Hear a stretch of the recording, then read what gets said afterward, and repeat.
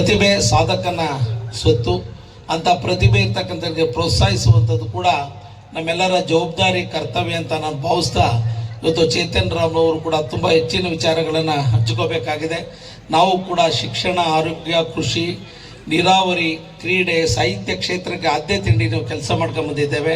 ಬಹುಶಃ ಇಲ್ಲಿ ICSE syllabus permission ಕೂಡ ತಗೊಂಡಿದ್ದಾರೆ, CBSE ಪರ್ಮಿಷನ್ ಕೂಡ ತಗೊಂಡಿದ್ದಾರೆ.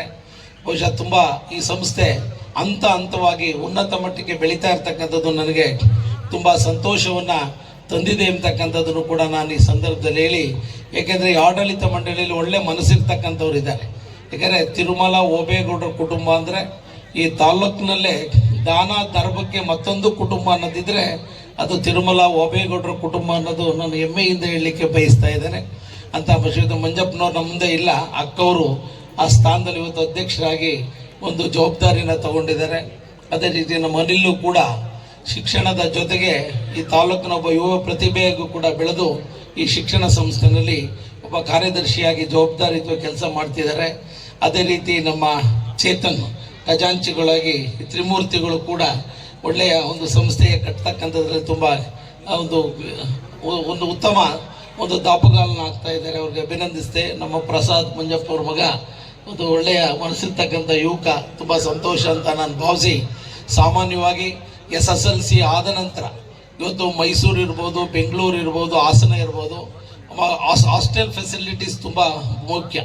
ಪ್ರತಿ ವರ್ಷ ಮೈಸೂರಿನಲ್ಲಿ ಕಡಿಮೆ ಅಂದರೂ ಕೂಡ 100 ಜನಕ್ಕೆ BCM ಹಾಸ್ಟೆಲ್ಲು ಮತ್ತು ಸಂಘ ಸಂಸ್ಥೆಗಳು ಕೊಡಿಸುವಂಥ ಕೆಲಸನ ಮಾಡ್ತೇವೆ.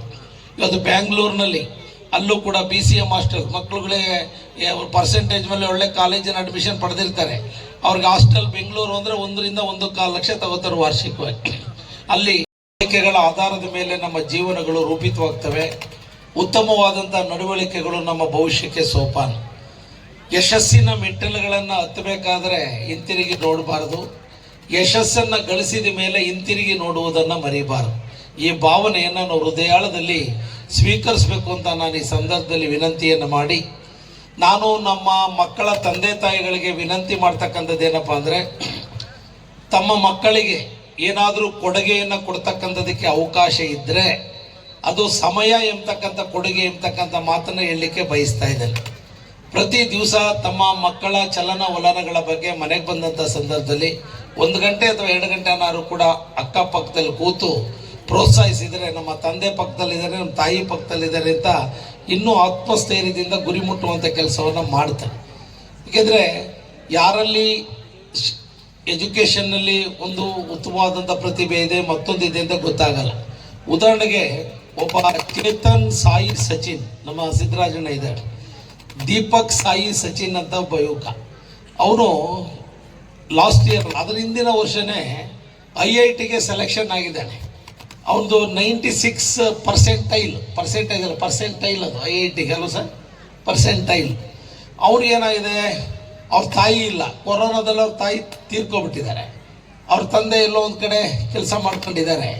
ಅವನಿಗೆ ಲಕ್ನೋಗೆ ಕಳಿಸ್ತಕ್ಕಂಥದಕ್ಕೆ ಯಾವುದೇ ಅವಕಾಶ ಆಗಿಲ್ಲ. ಅವ್ನು ಯಾರ ಕಡೆನೂ ಕೂಡ ಹೇಳ್ಕೊಂಡಿಲ್ಲ. ಈ ಸಲ ಎಗೈನು 98% ತಗೊಂಡಿದ್ದಾನೆ. ಅದು ನಮ್ಮ ನಾಗೇಶ್ ವಿಜಯ ಕರ್ನಾಟಕ ವರದಿಗಾರರ ಮೂಲಕ ನನ್ನ ಗಮನಕ್ಕೆ ಬಂತು. ಅವನು ಓದಿದ್ದು ಪೇಟೆ high school, PU college, coed PU college ಸರ್ಕಾರಿದು.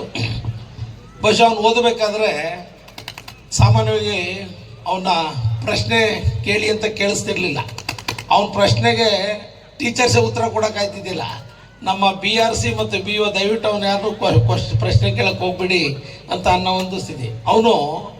ಬಹುಶಃ ಅವನು ಲಕ್ನೋಕ್ಕೆ ಹೋಗುವಂಥ ಸಂದರ್ಭ, ನಾವು ಕೂಡ ಎಲ್ಲ ಹಣಕಾಸಿನ ಸಂಪನ್ಮೂಲವನ್ನು ಕ್ರೋಢೀಕರಿಸಿ ಅವನು ಟ್ರೈನಲ್ಲಿ ಹೋಗ್ತಿದ್ದ. ಟ್ರೈನಲ್ಲಿ ಹೋಗ್ಬಿಡಪ್ಪ, ಮಧ್ಯದಲ್ಲಿ ಏನಾದ್ರು 4 ಅವರ್ಸ್ 8 ಅವರ್ಸ್ ಲೇಟ್ ಆಗ್ಬಿಟ್ಟು ಅಂದ್ಕೊಂಡು ಫ್ಲೈಟ್ ಮೂಲಕ ಲಕ್ನೋ ಕಳಿಸ್ಕೊಟ್ಟು ಈಗ IITಗೆ ಅಡ್ಮಿಷನ್ ಪಡೆದಿದ್ದಾರೆ. ಅವನಿಗೆ ನಾನು ಪ್ರತಿ ವರ್ಷ ನಾವು ನಮ್ಮ ಮಾಸಿಕ ಸಂಭಾವನೆಯಲ್ಲಿ ಇಷ್ಟು ಹಣನೂ ಕೊಡ್ತೀನಿ ಅಂತ ಘೋಷಣೆ ಕೂಡ ಮಾಡಿದ್ದೇವೆ. ಬಹುಶಃ ಆ ಹುಡುಗ ನನಗೆ ತಿಳಿದವಂಗೆ ಈ ಜಿಲ್ಲೆಗೆ ದೊಡ್ಡ ಅಸೆಟ್ ಆಗ್ತಾನೆ, ಅದರಲ್ಲಿ ಯಾವುದೇ ಸಂದೇಹವಿಲ್ಲ ಎಂಬತಕ್ಕಂಥದ್ದನ್ನು ಹೇಳಲಿಕ್ಕೆ